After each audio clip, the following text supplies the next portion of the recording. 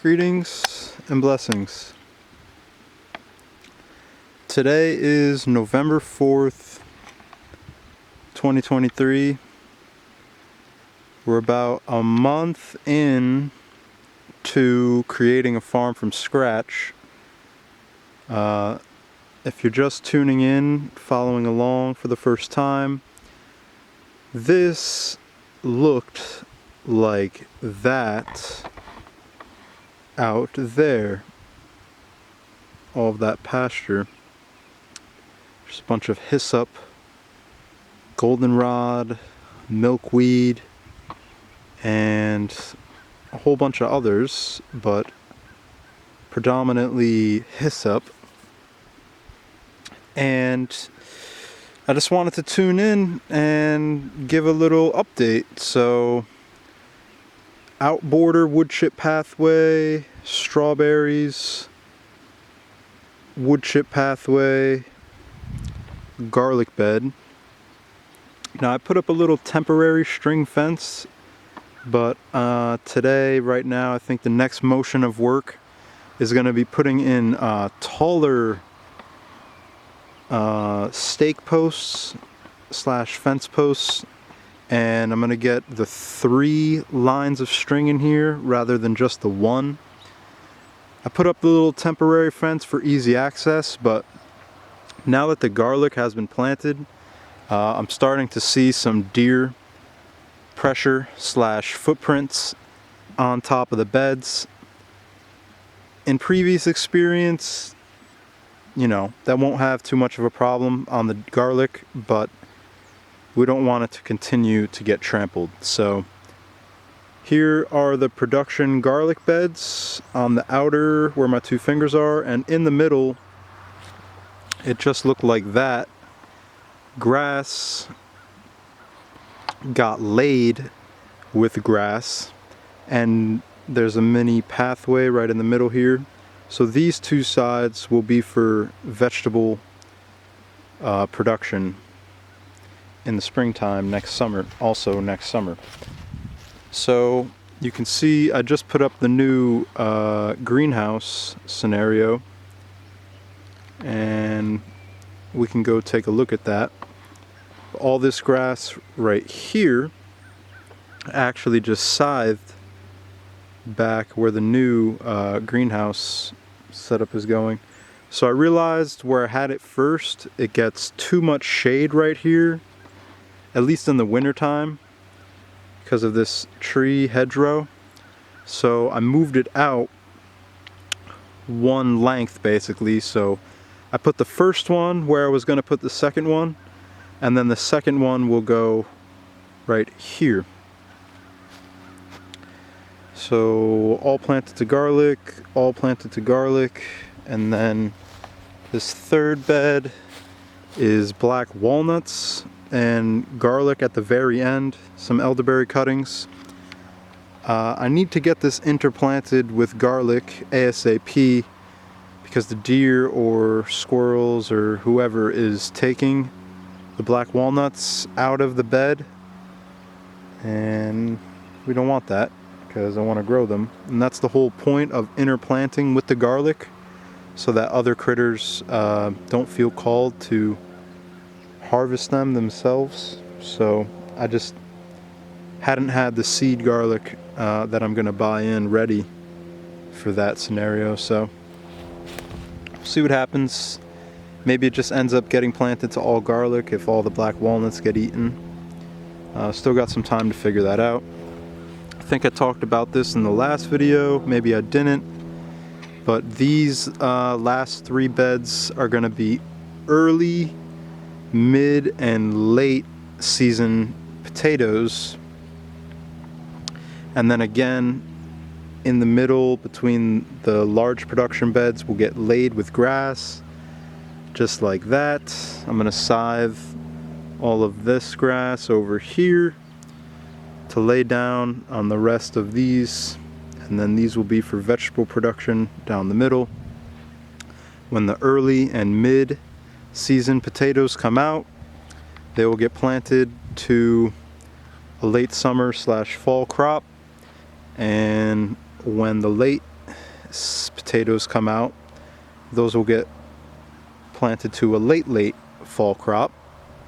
And that leaves one more row that has been undecided what I'm going to do with it yet. And then it goes to more vegetable production, raspberries, 2 peaches, echinacea, sage, oregano, 3 different kinds of mint, yarrow, comfrey, and then there's 2 different varieties of Jerusalem artichokes all the way down this way, and rooted elderberry cuttings in the middle of the raspberries and the Jerusalem artichokes, sunchokes. And then the mulch just keeps coming.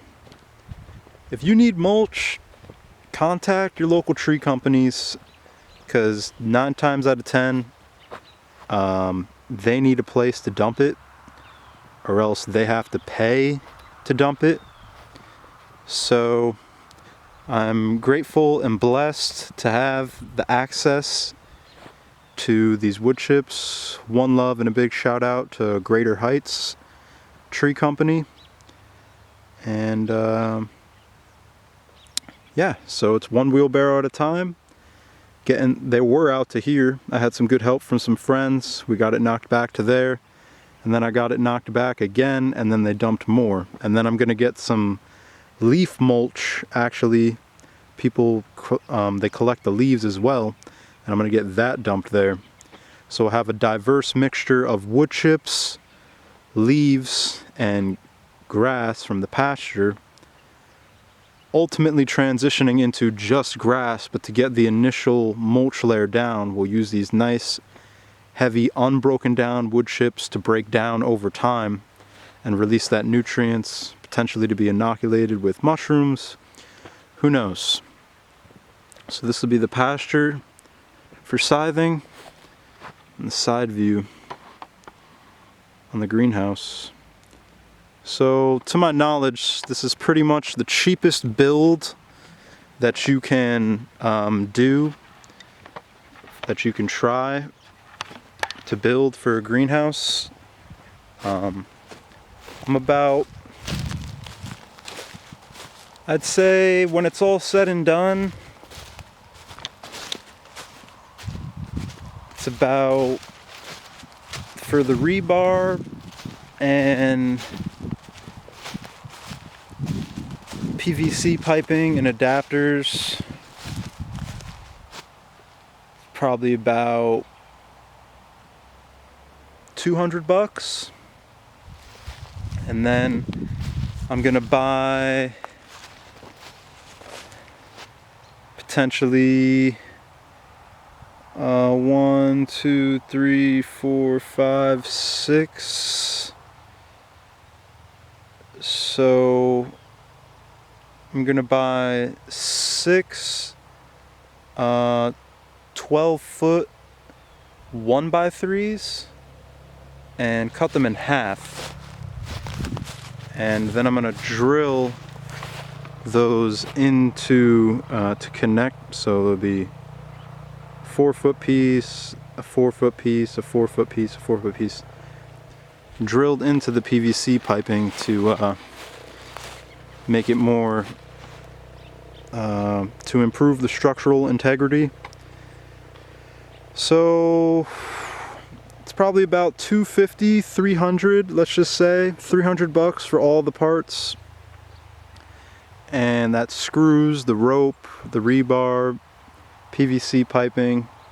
And then I'm just still on a hunt to find, this is everything that got scythed today, and all of that grass was put over there.